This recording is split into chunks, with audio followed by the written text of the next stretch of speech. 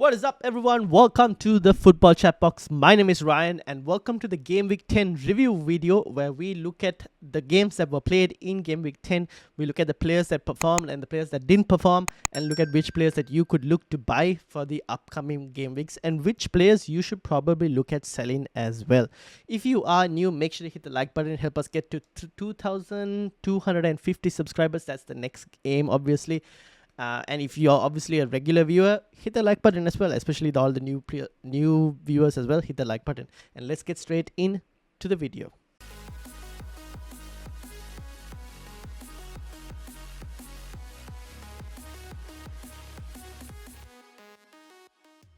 Okay, so game week 10 is not yet completed. Everton and Sunderland have to play each other. I'm currently on 65 points with a red arrow. Safety score for me is at about 70 points.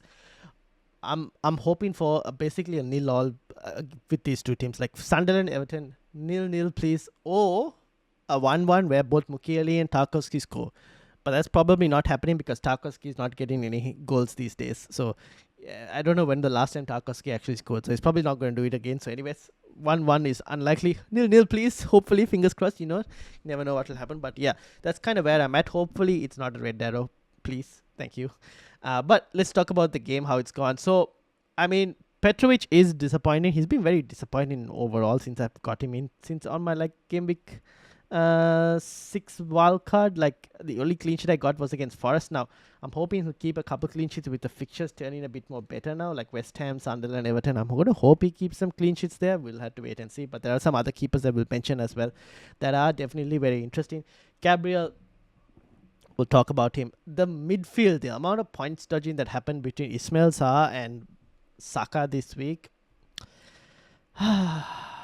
Both of them should have probably had double-digit returns this week, but here we are with 3 points each. Semenyo and Mbeumo a bit disappointing. Forwards actually scoring. What? Funnily enough, the forwards I sold also ended up scoring. What? And then the bench is the bench. Nothing really to add. So let's get straight into the games. We will start with Brighton 3, Leeds 0. Danny Welbeck bought him in this week. What a legend. The scoring form continues. But let's talk about the midfielders here, because now obviously Danny Welbeck good, but midfielders are the ones who stole the show in here. And we suggested Mats Wiefer? I don't know. I hope I haven't butchered it too much. But we did suggest him on the deadline stream for a manager who was looking at midfielders for 5.2 million and under. And I don't remember now who I suggested it to, but we definitely did suggest him. And we were also looking at Gomez, but went for Wiefer instead because of just the returns from Gomez and the minutes weren't more consistent, which is why we went for him. And honestly, both of them delivered, which was incredible. But I think this specific call in terms of Wiefer should go shout out to Tiger Nguna. He's basically the one who bought in Wiefer on his team as well, and that's why he caught my attention as well in terms of suggesting him as an option, because I mean he's going to get you a decent amount of defcons.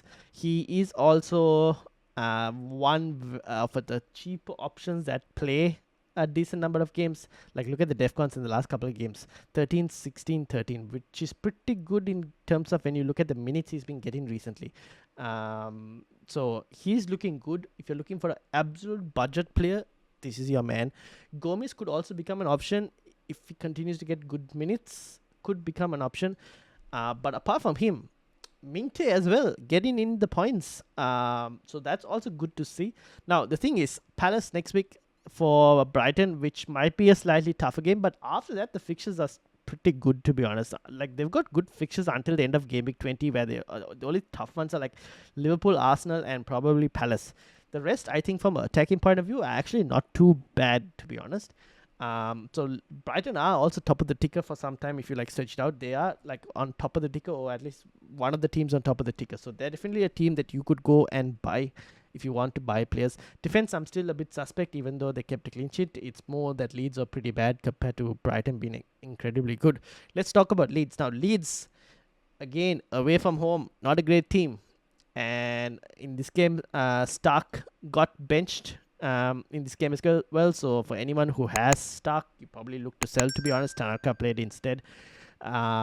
But Leeds, again, away from home, just not the best team, to be honest. At home, they're a slightly different team. Away from home, they're just not good. It's just like night and day in terms of their performances at home versus away from home. So that's Brighton versus Leeds. Let's go to Burnley versus Arsenal. Just the time, like where I go and sell Gyökeres and then he scores. And honestly, Gyökeres probably should have had at least 2 assists as well in this game, in that 45-minute cameo that he had. How Saka missed 2 of those big chances, I have no idea. Like, again, I told you, points dodging. Saka should have come away with a double-digit haul in this game. Gabriel, on the other hand, honestly, this man is just, look at this points, 12, 9, 12, 9, 13. He's just insane amount of points. Like, he's well and truly clear of every other Arsenal defender. He's definitely a must-have if you don't have him already, honestly. Just go and get him in. The way he's getting points is insane. And Arsenal, just in terms of like performances and to keep clean sheets and all, they're just a really good team to have, to be honest. Declan Rice getting points again. Goal scored as well. This guy is getting some decent amount of points. Honestly, now me personally as well, I have to pick. I have one more Arsenal spot since I sold Gyökeres, who went and scored. But I have one Arsenal spot available in my team. Now, I can go for a Califury, who's a 5.8 option. Or I could even go for Declan Rice as well as the third Arsenal option. And honestly, I'm probably leaning more towards Declan Rice because of the amount of minutes he tends to get compared to Califury. Add to that Declan Rice. If Arsenal do keep a clean sheet, Declan Rice also gets the clean sheet point, I should say, even though it's 1 point compared to the defenders getting 4. But he also gets like DEFCON as well at times. And the added, like the ceiling is higher in terms of potential goals or assists as well. Although Califury is also a very attacking fullback, he just happens to get subbed pretty early compared to the rest of the defenders for Arsenal. So that's the only issue with him. But honestly, I'm probably leaning towards Rice at the moment as a differential player as well as my third Arsenal pick. Let me know in the comments what you guys think. But yeah, Burnley almost scored in the last minute of the game as well, where they hit the post from a free kick. But that's all that I have to mention about Burnley, to be honest. Nothing else. Dubravka, and that's basically it. Oh, I could probably mention that Foster didn't start for Burnley. It was Fleming up front. That's basically it. Jadon Anthony is there as well. Anyone who has Jadon Anthony, I'd probably sell. Honestly, Burnley, it's just Dubravka. That's it. All right. Crystal Palace versus Brentford. What a goal by Mateta, a striker on some good form, to be honest. And if you haven't gotten him in yet, you probably should be getting him because he's just on form. Go and get him in. Guehi and Lacroix, again, really good options. Guehi, 10-pointer, insane. Lacroix, 8-pointer, got DEFCON as well, both of them.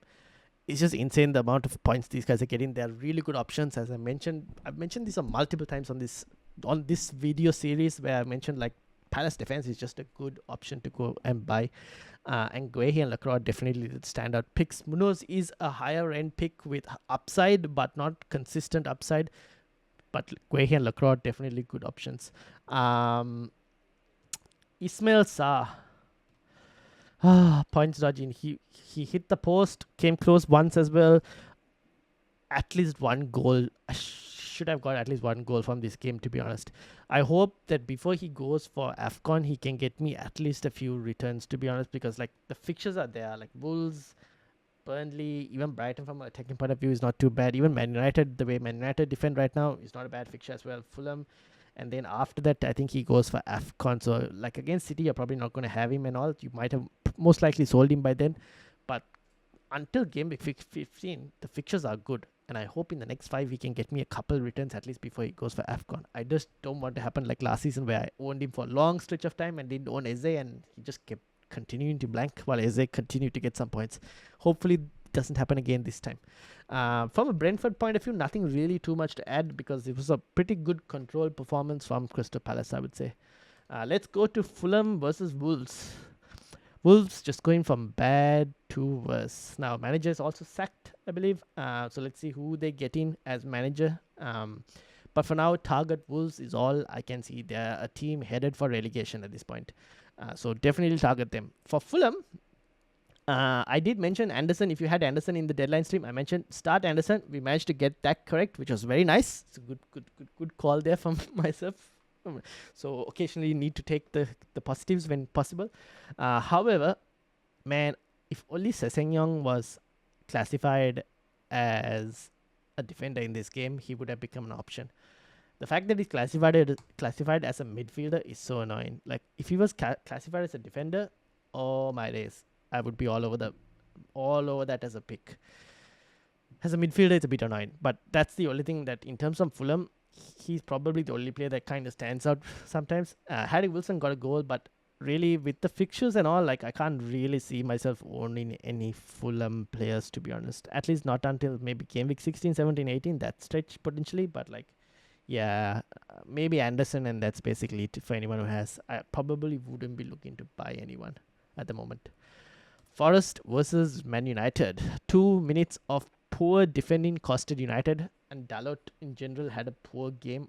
I mentioned at halftime as well that he was struggling. He was being exploited in terms of like Forest targeting down his wing because of his defensive positioning, and then 2 goals came from that area as well, which was pretty disappointing, and that kind of costed United the ability to get a win in this game.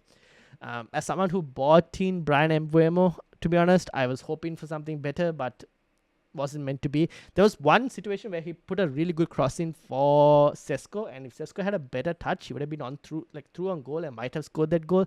Could have seen some Mbeumo points for that return, but it wasn't meant to be. It is what it is. You can't really do much about it. I'm still happy to own him though for the upcoming fixtures. Not gonna lie, I still think for the upcoming fixtures he is pretty good. Spurs, the way Spurs are playing, Everton, Crystal Palace, West Ham, Wolves.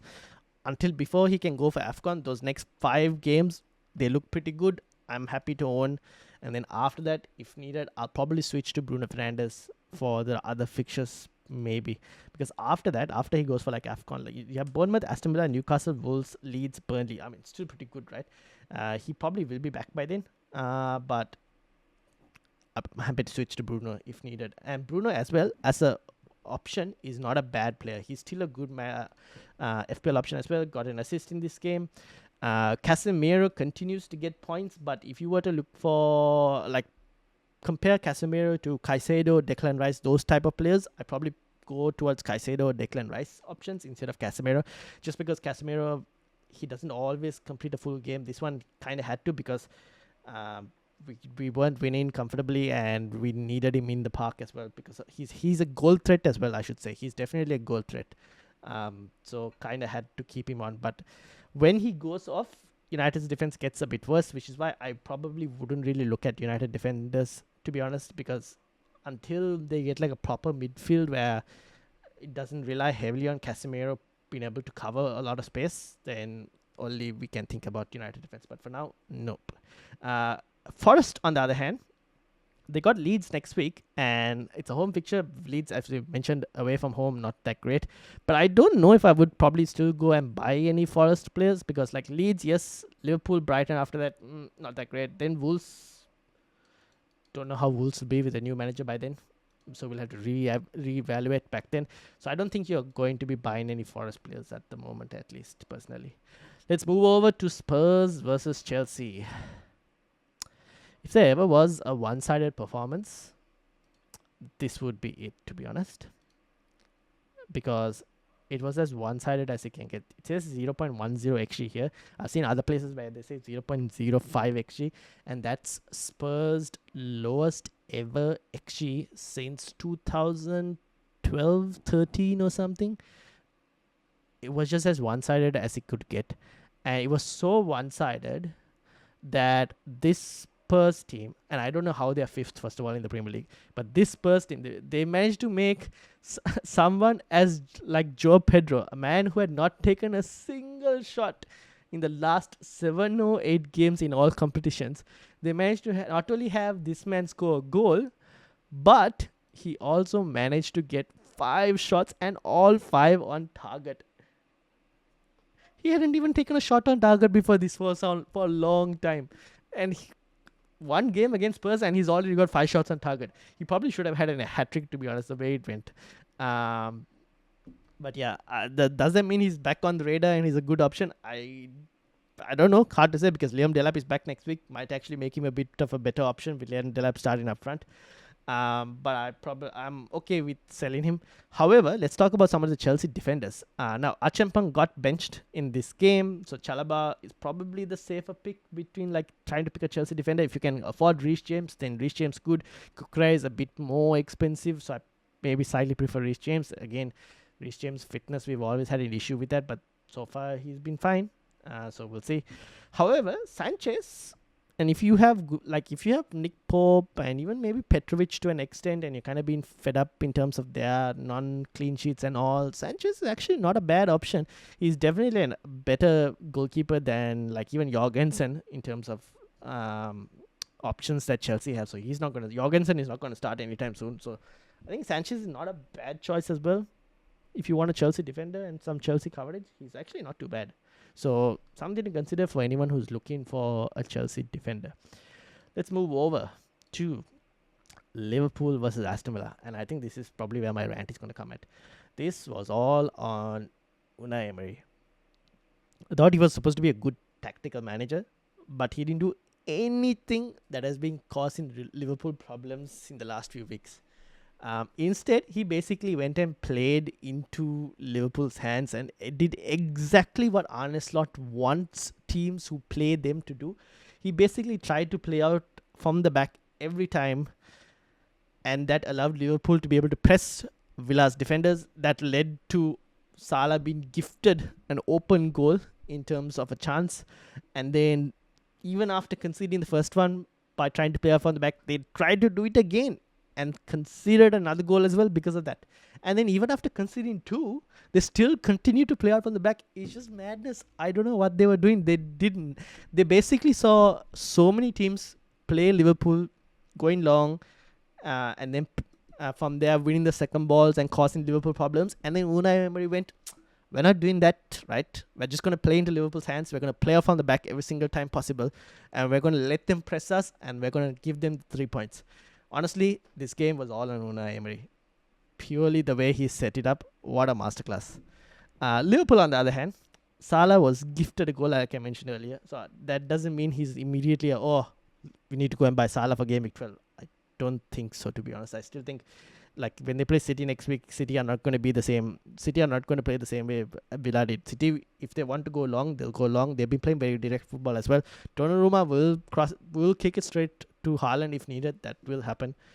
However, Gravenberg. Now, obviously, Liverpool. One thing to mention in this is they went to the tried and tested older players in this game. And it kind of paid out, like Szoboszlai, Gakpo, McAllister, Gravenberg, Robertson, Connor Bradley. Like as a team, they've like looked from like the last season's team. They basically tried and played, and it kind of worked out. Gravenberg at his price, 5.6, with the fixtures in Game Week 12, like Forest, West Ham, Sunderland, Leeds. I mean, those could be some really good fixtures. I am tempted if I'm looking for like Iliman and Ndiaye replacements. Gravenberg is definitely up there as well as a potential option from Game Week 12. And it doesn't have to mean that it doesn't cost to break your team to try compared to like trying to get Salah back in and trying to fit him in alongside Haaland and all. Gravenberg is a bit more of a easier fit in. Szoboszlai as well is not too bad if you can continue to play that midfield role and not the right back spot. But he's also not a bad option if you're looking for a Liverpool player, to be honest. But yeah, Gravenberg on my watch list right now. Villa, extremely bad. But Matty Cash, yes, 0-pointer because of the yellow. But he did come close to scoring, to be honest. He did make Mamardashvili make a good save. Fixtures are okay from a defensive perspective if you're looking. I think you probably still go towards a Chelsea defender for the moment over Matty Cash. But honestly, he's also not too bad defensively. But if Villa go to play the way they did against Liverpool and play very naive tactically, probably not worth looking at. Let's move over. West Ham versus Newcastle. This I was spot on in terms of my I've mentioned shock result of the week, and I said West Ham winning against Newcastle. I'm gonna go and find that video and clip it, to be honest, because that was spot on. Newcastle away from home have just been poor. They haven't won a single game, I believe, away from home this season. Lost against West Ham, lost against Brighton, drew against Bournemouth, drew against Leeds, and drew against Aston Villa. So haven't won a single game away from home. And the next game is against Brentford, and that's also away from home. City is the home game. You probably don't expect them to win that. Then they have Everton again away from home. It's not looking good for Newcastle form and players. If you've got Gordon, you have Walter Mada, you have Nick Pope, and you kind of are fed up and you want to sell, sure, I'm all for it. Especially if you have, like, if you don't have Mateta and you want to buy Mateta and you have Walter Mada, if you want to sell Walter Mada to Mateta, be my guest. In terms of West Ham, congrats to West Ham owners, anyone who owns West Ham players. You have one more good fixture against Burnley, so I think you play for them for that, and then after that, I think you probably do sell, to be honest. And you just cash in on your points and you go, basically. So that's all I will add in that game. Final game for today is Man City versus Bournemouth. It's basically the Erling Haaland show. 2 goals, and this guy, he's just such a good captaincy option that even for the Liverpool game, I have no reason why I should switch to a different captain. I haven't even thought about switching to a different captain just because of how good he is in terms of consistency and form. Now, he's only blanked twice this season in the Premier League. That was against Aston Villa last week and against Spurs in Game Week 2, where Spurs just happened to have City's number for some reason. Those are the only 2 times he's blanked. He's otherwise scored in every other game in the league this season. And honestly, it might continue against Liverpool as well, to be honest. So I have no real reason to switch the armband off him. He's just consistently returning, and he's probably the only City player that I want now. Cherki did start in this game, got 2 assists, but Cherki's minutes are not very reliable, so I probably wouldn't look at it. Foden's been doing well. He's getting some good minutes. It's just that the points aren't coming. He's playing well, but the points aren't coming. It's purely Haaland, and that's it from City. I don't think I want any other City player apart from just Haaland at the moment. From Bournemouth's side, CRYvBRE Jr. did start. He did score, but it was ruled offside. Now, the thing with Bournemouth is, ever since CRYvBRE Jr. started the last 3 games, Semenyo has barely gotten any returns in those same games that CRYvBRE Jr. started. Like the last 3 games, 2, 3, 4. In terms of XG, 0.03, 0.03, and 0.13. Not that great in terms of XG from Semenyo over the last 3 games that CRYvBRE Jr. started. Now, does that mean that it's CRYvBRE Jr. affecting him? Maybe, could be actually. Evan Nielsen is back, which also puts CRYvBRE Jr. as a no-go, no option from now onwards. And hopefully for those of us who own Semenyo, we're probably wanting Evan Nielsen to start, to be honest, if you want to get the points back. And the upcoming fixtures are still pretty good, so I'm okay to own Semenyo. Same thing with Senesi. He did get DEFCON, but I'm just hoping that they start improving their defense now for the next set of fixtures, so he'll be a decent player to have. Same thing with Petrovic. Nothing really much to add from Bournemouth from this game. We were expecting them to lose. They did, which is why we benched the likes of Senesi and all. We were expecting them to score. They did. Unfortunately, it wasn't Semenyo. Hopefully with Evan Nielsen maybe starting in future games, we could see Semenyo getting some points as well. So yeah, that's basically it. One more game to go between Sunderland versus Everton. If you reached up to this point, hit the like, hit the subscribe, and I'll see you all tomorrow for the team selection stream, where you can ask any questions that you may have and share your teams as well. Until then, have a nice one. Like, subscribe, and I'll see you all tomorrow.